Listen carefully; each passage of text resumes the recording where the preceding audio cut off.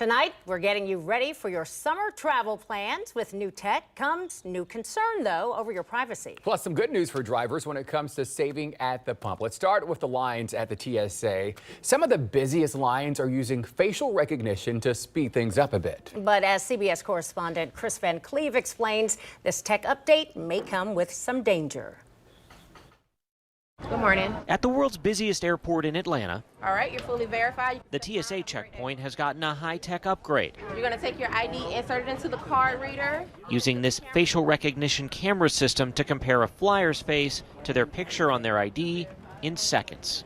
All right, ma'am, you're verified. Thank you very much. You can step around. If there's not a match, like here in this demonstration, the TSA officer is alerted for further review. It's showing that the ID is a valid ID. It's showing non-match because those are two different people. We view this as better for security, much more efficient because the image capture is fast. TSA Administrator David Pekoski. How does that speed things up? Well, facial recognition, first and foremost, is much more accurate. And we've tested this extensively. It brings the accuracy level close to 100% from like mid 80% with just a human looking at a facial match. The program has been rolled out to more than 24 airports nationwide since 2020, but is currently voluntary for flyers. Most images are deleted after use, but some information is encrypted and retained for up to 24 months as part of the ongoing review of how the technology performs.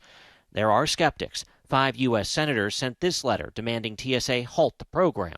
You don't have to compromise people's biometric security in order to provide physical security at airports. And privacy advocates worry about the lack of regulations around facial recognition and its tendency to be less accurate with people of color.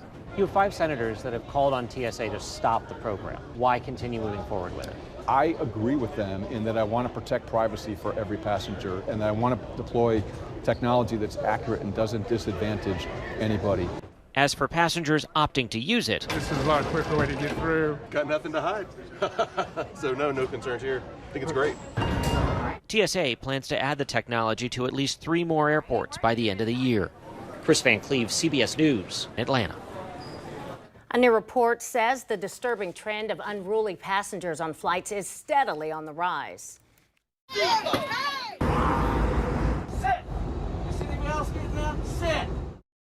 We've seen a lot of videos like these, and this is just a glimpse of the problem. The International Air Transport Association says problem passengers are up by 37%. The most common issues are intoxication, breaking the rules, and verbal abuse. Physical abuse is still rare, but did increase by 61% last year. That's why airlines are working with the FAA to implement zero-tolerance policies.